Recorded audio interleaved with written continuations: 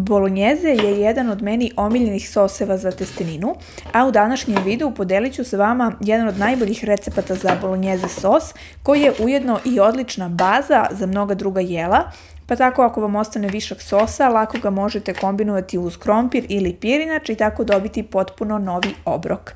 Gledajte ovaj video do kraja jer ću podeliti sve detalje i savete kako da vam svaki put ovaj recept uspe.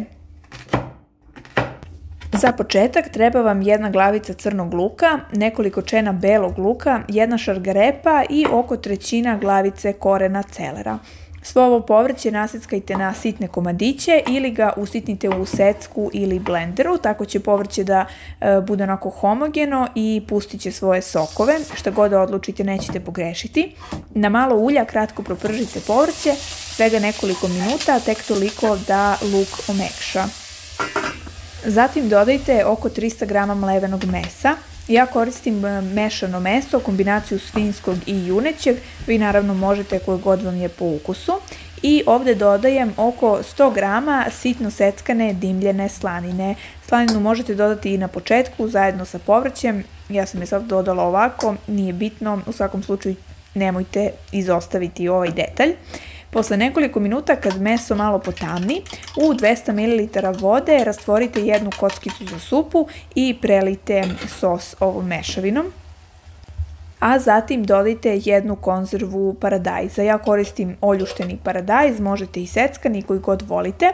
Sve to malo promešajte, a onda dodajte još nekih 100 do 200 ml vode.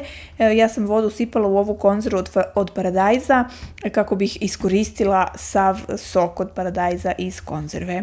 Sve to onda promešajte da se i ovaj paradajz malo usitni, smanjite jačinu ringle, ja smanjim sa 3 na 1,5, poklopite posudu i uz povremeno mešanje pustite da se krčka nekih 45 minuta. Posle nekih pola sata spremila sam vodu za testeninu, dodala sam jednu kašičicu soli i testeninu skuvajte po uputstvu sa pakovanja.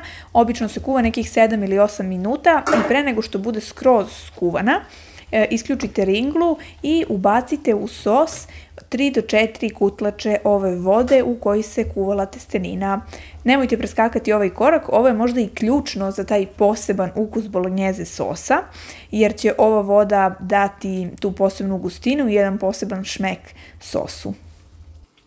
U ovaj sos, tamo negdje na početku, možete dodati i jednu šoljicu, nekih 100 ml crnog vina. Ja ovoga puta nisam, ali ako odlučite, to će samo dati dodatnu punoću ukusa. Posle nekoliko minuta krčkanja, kad deo vode ispari i sos malo dobije na gustini, dodala sam otprilike polovinu skuvane testenine u sos. To se krčka svega minut ili dva, zatim sam dodala i ostatak, tako će testenina da pokupi sve ukuse iz ovog sosa, dodatno će se skuvati i bit će zaista preukusna. To je otprilike sve. Posle nekoliko minuta sačekajte da se testenina malo ohladi i dobili ste po meni jedan od najukusnije spremljenih soseva za testeninu.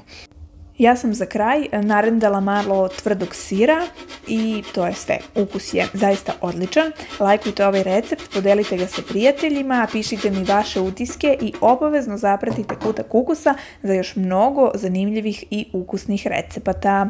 Uživajte, prijatno!